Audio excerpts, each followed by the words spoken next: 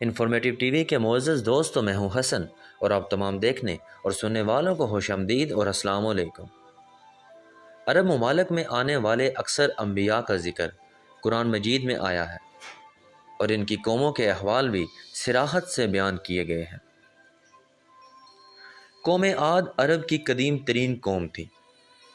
ان کی شوکت و خشمت ضرب المثل تھی، پھر دنیا سے ان کا نام و نشان تک مٹ جانا بھی ضرب المثل بن گیا۔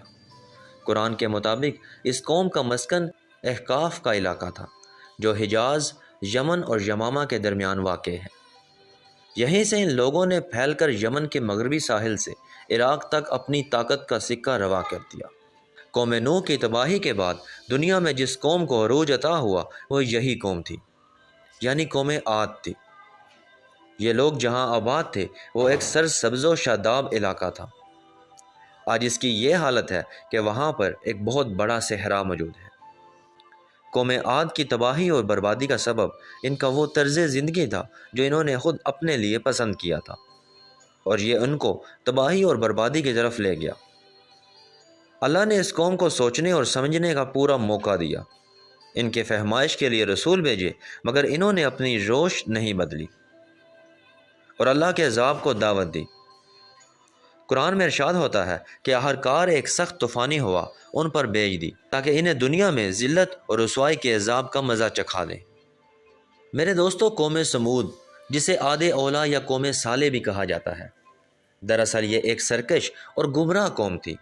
اسے راہ راست پر لانے کے لیے اللہ رب العزت نے اپنے ایک پیغمبر صالح کو مبعوث فرمایا۔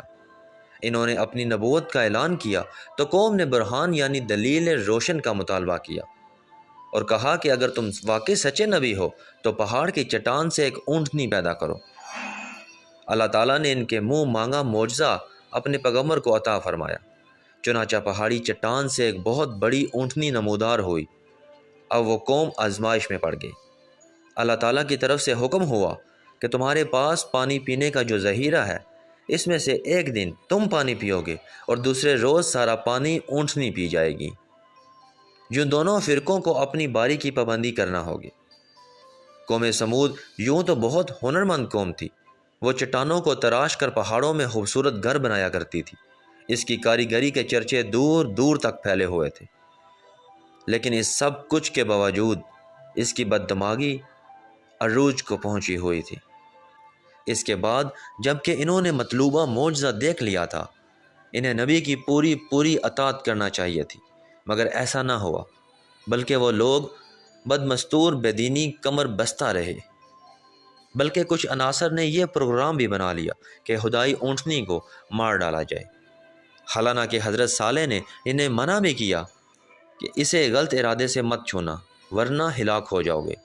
لیکن جب کسی معاشرے کی مت ماری جاتی ہے تو اس پر کوئی تنبیہ کار ثابت نہیں ہوتی۔ یہی حال قوم سمود کا تھا۔ چنانچہ ایک دن موقع پا کر اس قوم کے بدبخت افراد نے شفاعت کا مظاہرہ کرتے ہوئے اس اونٹنی کے پاؤں کاٹ دیے اور اسے ہلاک کر دیا۔ اس کھلی بغاوت پر مالک سخت غضبناک ہوا، قہر الہی نے جوش مارا اور قوم کی ہلاکت کا فیصلہ ہو گیا۔ وہ قوم جو پہاڑی وادیوں میں اپنے آپ کو انتہائی محفوظ و معاون سمجھتی رہی، خدائے جبار نے انہیں عجیب طریقے سے ہلاک کیا۔